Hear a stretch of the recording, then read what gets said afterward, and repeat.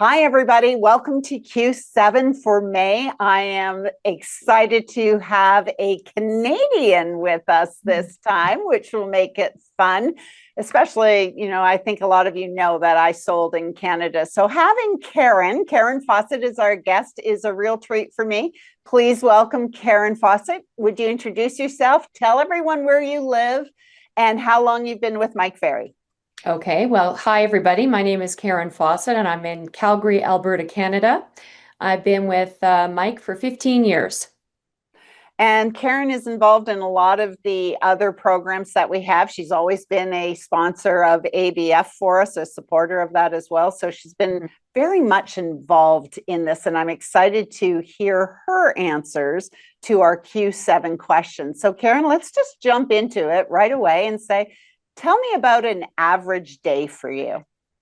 Yeah, so an average day for me, Sabrina, would be I get up at 5:30, run to the coffee machine, sit down and kind of as I'm having coffee, I sit by the fire and I'm kind of doing a self-evaluation. How's my energy levels? How is my mindset today? What do I want to accomplish? Kind of get a sense of where I'm at, just kind of quietly on my own. And I do that for, I don't know, 10 to 20 minutes, maybe. And then I'll meditate for 10 or 15 minutes. There's two that I really like. Both are Deepak Chopra. One is 21 Days of Abundance, and one is about gratitude.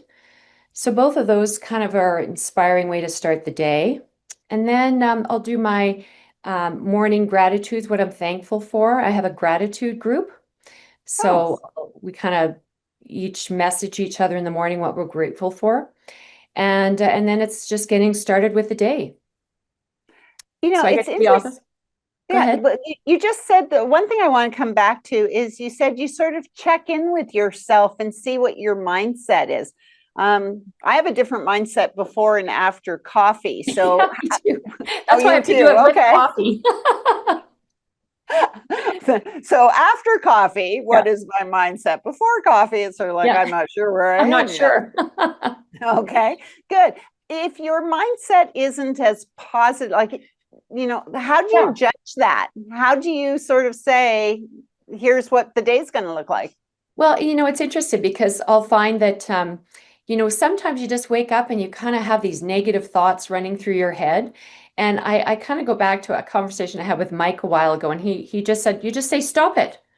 And Yeah. so now I just say it out loud, stop it. What are you doing with this mindset? Why are you allowing this negativity to come in? And so I find that gratitude and doing my morning gratitudes really resets your mind and really helps you get your mind set on a more positive track going forward. So I find that really effective. Wow. And I bet that would be. And I like the idea that you just acknowledge it and say, stop it if it's negative. So, okay, I interrupted you. So, what time do you get to the office? Oh, well, I'm trying to get to the office by 8:30, 9 o'clock at the latest. And that would be kind of leading into our next question. My biggest challenge is getting to the office to sit down and start, I do my role play and then start my prospecting. Um, I just find I procrastinate and I think I have lots of time and I'll just, you know, get back to this person and answer this text and do this email and then I'm late. So I find I just have to keep saying no, no. Like I've even switched my workouts now. I don't work out in the morning. I work out, sometimes in the middle of the afternoon or at the end of the day. Because I find if I put that in there, then it slows me down even more and I have enough trouble as it is getting started. Well, that's an interesting thing because, obviously it's what's the biggest obstacles the second. And I think there's a lot of people who could relate to the fact that mornings seem to just go so fast.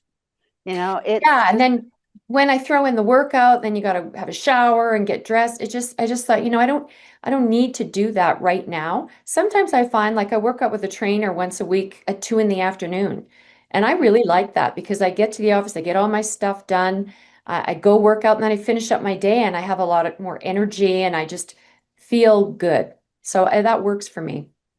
You know what? That's a really great point. It works for you. And there are so many people who want to start the day off with their workout and exercise and get it all done. And yeah, sometimes it's great. Sometimes it doesn't work. And if it doesn't work for an individual, it's okay to move it to the Right. afternoon. I think it's really important, if you get the exercise in when you can fit it in that works for you. I could get up an hour earlier and do it, but I don't want to. So I just adjust, right? Well, and you know what? There's a lot to be said for that. Is part of what life is enjoying the day. And if you simply don't want to, why do you do that to yourself when there is a solution that Right. involves the afternoon? That's actually a really clever point. And it's kind of the blinding flash of the obvious, but I think so many people miss it. Well, I think So, a lot of people feel like they have to, you have to follow this schedule. I mean, you look at so many of the top producers and that's what they all do. They all get up and they work out first thing and and that's great. And it is, I do that once a week. I get up early and meet with a trainer once a week, but I don't want to do it every week. And then I find I'm making my excuses for myself about why I'm not getting to the office on time. So I just thought, okay, I'm just going to eliminate that and I'll just do it later. And that actually has worked really well for me.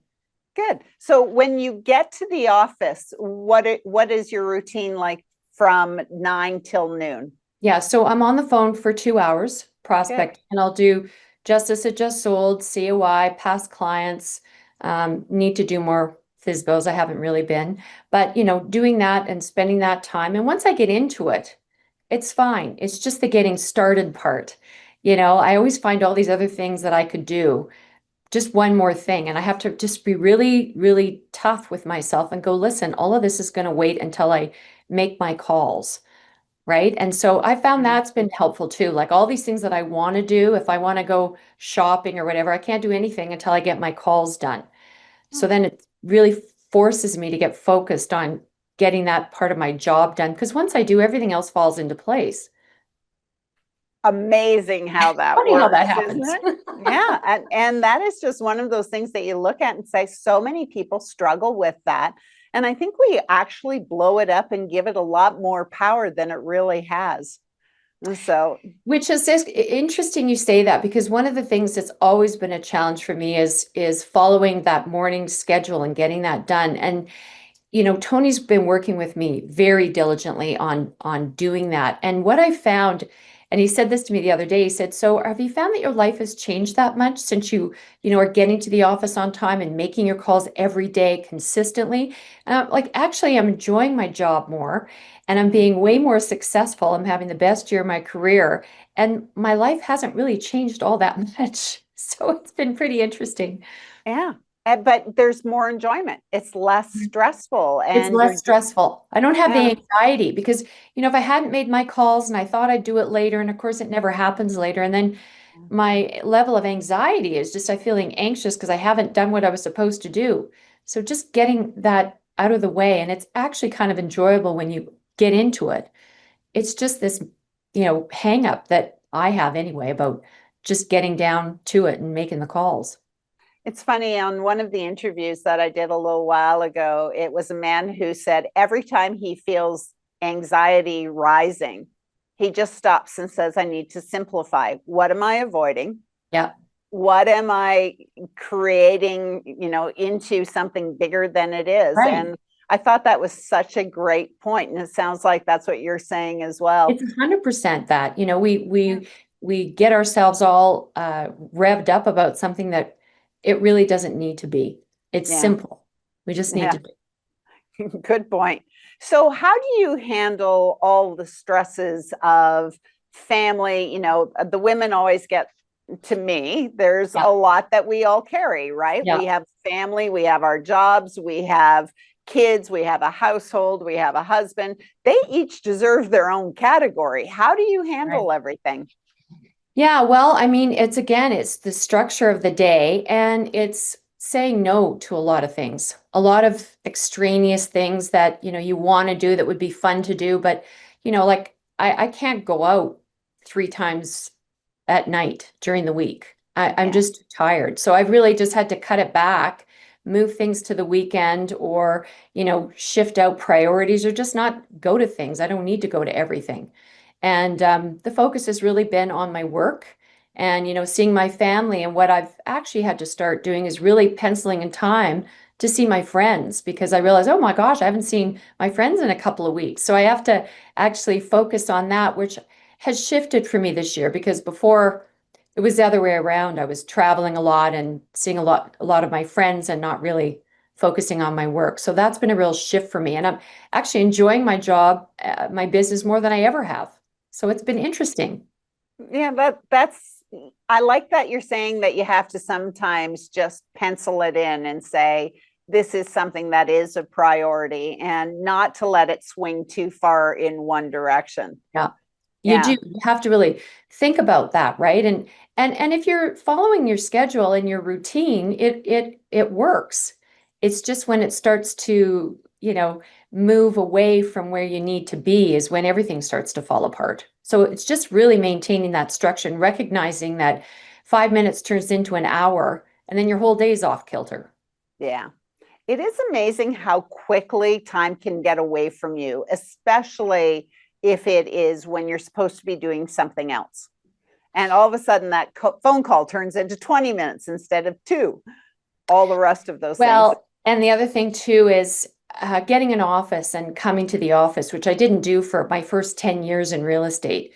I worked from home, and oh, the difference. I always thought I was being so much more efficient because I could do the laundry and empty the dishwasher and then, go and answer some emails and keep it all together. But what I realized, it was not efficient. And, when I first started coming to the office every day, which has really just been this last couple of years, I think, oh, I don't need to rush to the office. I really don't have that much going on. But I would just say, no, I'm going to go to the office and I'll just figure it out. And geez, funny how all of a sudden there's all sorts of things to do. And then, Yeah. you get through a lot of things, and sometimes on certain days you're done by 2 or 3. That's a nice feeling. Yeah. To have accomplished something and go home feeling like you've accomplished something. Yeah, it's Yeah. great. I like that one too. That is, there's nothing better than a good day. Right. And feeling you really accomplished something and stuck to your goals and done the work. Yeah, I agree on that one. So, what is one thing that makes a big difference for you in your life? I would say the biggest difference that I have found has been doing gratitude every morning and every night. So just writing out, starting the day with what you're grateful for, it really helps your mindset shift. And then at night, again, recapping, and also along with, what did I do well today? What could I have improved upon? And what do I want to accomplish tomorrow? It kind of just sets you up, but always remembering that, when you're in difficulty, it's a moment in time, and all the other things around you that you have to be grateful for are so much bigger than the problem that you're dealing with. You know what? That is a great thought when you just said the gratitude is so much bigger. And you're Yeah. right. We have a lot to be grateful for. And yet, if you never stop to take the time to look at what you're grateful for, all the rest can pile on really quickly. Well, and it's So, easy, right? We tend to, take for granted so many things. It forces you to, doing gratitude forces you to sit down and, sometimes you just think, oh, there's really not that much, a couple things, and you've written half a page, right? When yeah. you really start to think about all of the things that we have, and there's always something to be grateful for every day, right? Now, if I could write a book on overwhelm, I could make that about the size of War and Peace. How do you handle Yeah. overwhelm? So I think that it's really important when you get overwhelmed to just stop for a minute and sit down. And then I think about, okay, what am I really overwhelmed with? What are the 2 or 3 most critical things that are causing me overwhelmed that I need to deal with right now? And oftentimes it's this things that we don't want to deal with, and it just is like sitting in the back of our minds, irritating us. And so it's doing those hard things, making those calls that you don't want to make. Um, Sitting down and just focusing on the thing that is really causing you the overwhelm and setting everything else aside. Because once you know, jump over that bridge or make that call or whatever it is that's, getting in your way, it just sort of frees you up to do the things that you need to take care of that are going to actually make your day better and reduce the overwhelm. So, do you ever make like a to-do list or something, like if you're feeling that you're overwhelmed, Mhm. I think one of the biggest things is we feel we have no time. Mhm. So, or there's too much to do in the time frame that we have, which then causes overwhelm. So, Mhm. when that becomes the case, do you just write down what your priorities are? How do you prioritize what you need to get done? Yeah, so we all have our lists, or I make my lists every day. And if I start to get overwhelmed, then I make a new list of what's critical, the top three things. And then I Okay. just move everything to the next day. And I Okay. just deal with the stuff that I have to deal with. And then, I mean, sometimes too, like I'll call one of my, MFO friends for perspective and just go, I've got this situation, and when you start talking about it, you realize, okay, it's not really that big a deal. The world's not ending. This is gonna happen or it's not. Here's what you need to do to manage it as best you can. And then whatever's gonna happen is gonna happen. Yeah. Kind of It's let it funny. go. Mike is the greatest one for going. So if, something does happen that you were anxious about, well, it's happened and you'll either survive it or you won't. And he's so pragmatic about that. He just are like, yeah, if it's really bad, you're not going to be here to worry about it anyways. And I always look at him and go, how do you do that? How do you make that a mindset? But No, that's his it's thing. hard. It's It is. hard. Yeah. So how do you strengthen your mindset? Because I know, I've known you for a long time. I know that there have been challenges that come along. Everybody has them. Yeah. Um, but there are some times when you face some pretty heavy crisis. And how do you keep your mindset strong? Yeah. I think a lot of, again, practicing what I'm grateful for, the things that are really good in my life, the things that are sometimes the worst crises and are things that are outside of your control. And Yeah. so it's really nothing that you can do about it other than to feel, comfortable and confident that you've done everything you can to help with that crisis or solve that crisis or deal with that issue. And then you just have to let it go because otherwise it will eat you alive. It'll just consume you. And it's not going to change the outcome. Yeah. Yeah, it's amazing how difficult it is for people to recognize that and then let it go. Well, it's taken me, 10 years. You know, it's not an easy, it's not something that's easy, comes easily.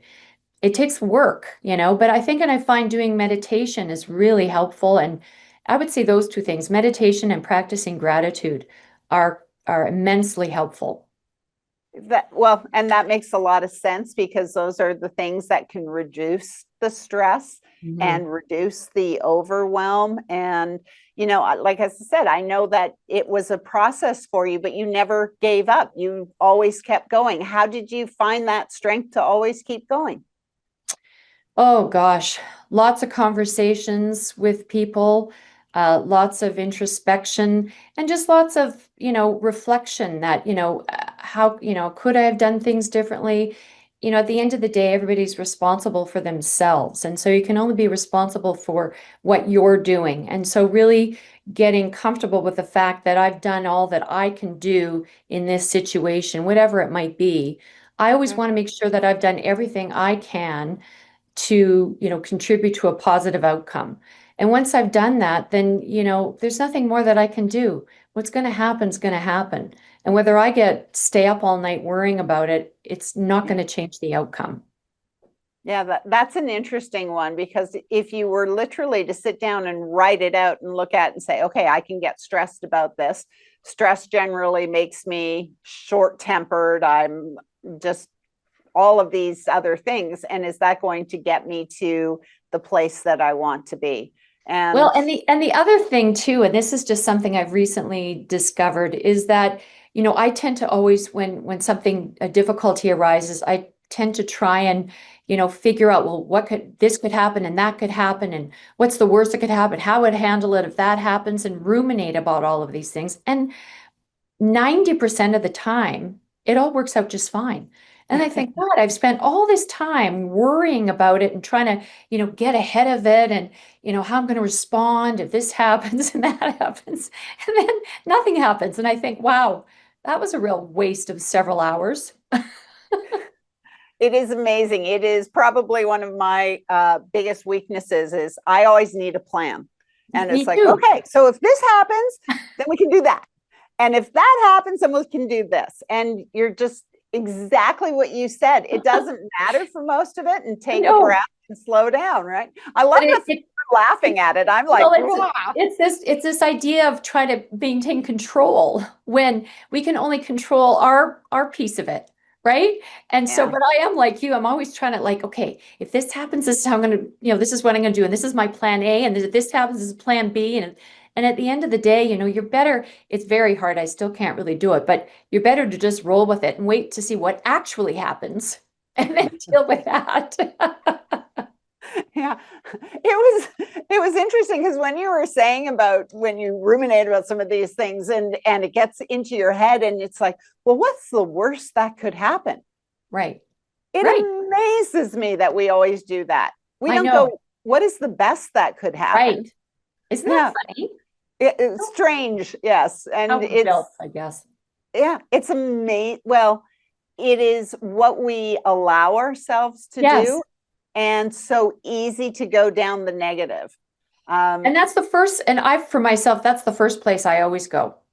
Yeah. Which is why, I've said that, for me, getting into the Mike Ferry Organization and the coaching it's not just changed my business, but it's changed my life, right? I mean, my perspective, just around, what we learn and the people that we interact with. Well, it's such a thing of seeing, we're all on a journey. And we, at least with the Mike Ferry group, we're all trying to build our mindset, and we can recognize that the first thought is negative and not to allow that to continue. And sometimes, as you said, you just simply need to call one of your MFO friends and say, help me, I'm going down without touching. Yeah. Mike used to have that great thing is say, you can go down the tubes without touching the sides some days. And it was just like, that's so true. That's actually a really good perspective. Like, at least grab onto the sides. At least try and slow it down. Yeah.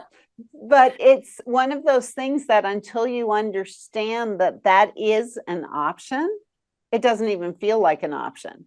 You just assume that your mind takes you where it takes you. Right. And that's probably one of the biggest things I've learned through MFO and everybody in it is, wow, we really do have control of our own thoughts and our mindset. We can manage our own mind. And I've shared that with my girls, because that's not something I was raised with. Yeah. Right. And so it's a tremendously powerful perspective to have. Yeah, to really understand and to affirm that I choose today. Yeah, I can choose every day how I respond. No matter what. Yeah. And no matter how much stress and all that. For me, I always go back to that scene from the movie Titanic. Do you remember as the ship's going down, the band's still playing, and you're just like, well, what are you going to do? Yeah. You can be in panic, or you can try and be the calming force of every situation, which is Mike's thing.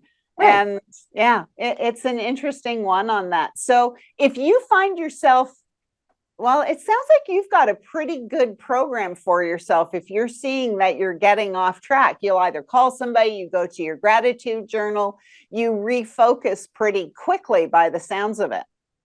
Yeah, I've gotten so much better. I used to be days and days like, oh my God. And it's improved dramatically through, the coaching and the implementation and reading the books. Like I'm reading right now, Leading an Inspired Life by Jim Rohn. And, all of these books and all of the, different things that we learn about and can do are hugely impactful, not just to your business, but really to your life. Yeah. Well, and, the one thing that seems to have happened is with all the technology, we have AI, we have social media, we have all of these artificial sources coming into our world. and it's overwhelming, and you don't realize how much effect it has on you until you can maybe step back and look at something and you go, you know what? More than ever, we need to ramp up the reading, the writing, the journaling, the affirmations, the positive things that we're building, because I don't think most people even understand how much they're being attacked on a daily basis. Well, and so that's so true. And I think trying to just step back and say, you can delve into AI, you can delve into social media, but you don't have to you know, eliminate everything else you've been doing and try and go full force into that and learn a new career. Yeah. At the end of the day, making your calls and talking to people is what's going to make you successful. It is not developing an AI platform, Yeah. or going all in on social media and never talking to anybody. I mean, Yeah. that's my belief. And so I think if you just have to not get so caught up in that. You don't want to be left behind, but at the same time, you have to be a little bit measured in how much you Yeah. are trying to change the way you do your business. Yeah. We had our grandson this past weekend and it was great. I said to him at one point, do you realize that you have 4 superpowers? And he looked at me and he said, what do you mean? And I said, the world, especially for him in school, there's a lot more AI. There's a lot more of these other ways of learning now. And I said, if you know how to read, write, do math, and communicate with people, you have 4 superpowers. Because, Yeah. if AI told you that 7 times 10 is 84 and you don't know the difference, you've lost your superpower. Well, So, it's true. And I honestly think the biggest superpower right now is communication, face-to-face yeah, communication with people.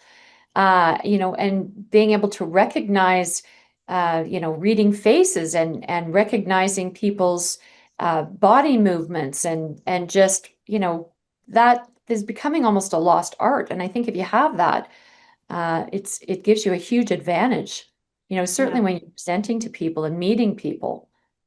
I would agree with you. I actually asked AI, how can a seasoned, skilled agent compete against a not so good agent with a really great AI generated listing package?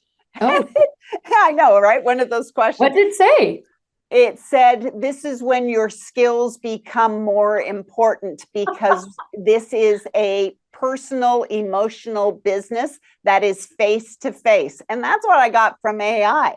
And I thought, there you Interesting. go. You Yeah. just don't get lost in the magic answers. Keep your skills strong. I think. So we have about 2 minutes left. What is one piece of advice you would give all of our watchers? Well, I mean, are all of our watchers in MFO already?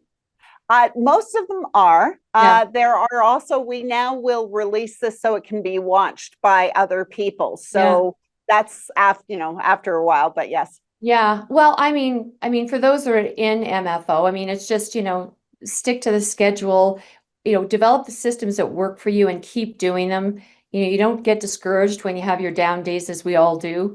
But I really think, being in coaching and an MFO and staying in it and going to the events and having a strong mastermind group, this is an isolating business. Yeah. And so you really need support and you need the right kind of support. And so what's great about MFO is like everybody's on the same path. We're all on the same journey trying to get better, be better, do more.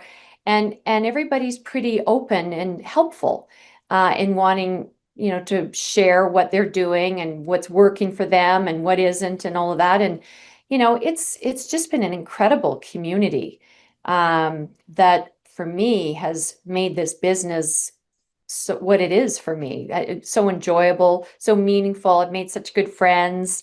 It's so fun. The conferences or the retreats are so great to look forward to. So I would say, if you're going to do this business, you need to be in this community. Well, it's interesting because obviously I would agree with that in the sense of seeing how MFO, it's Mike gave us a core.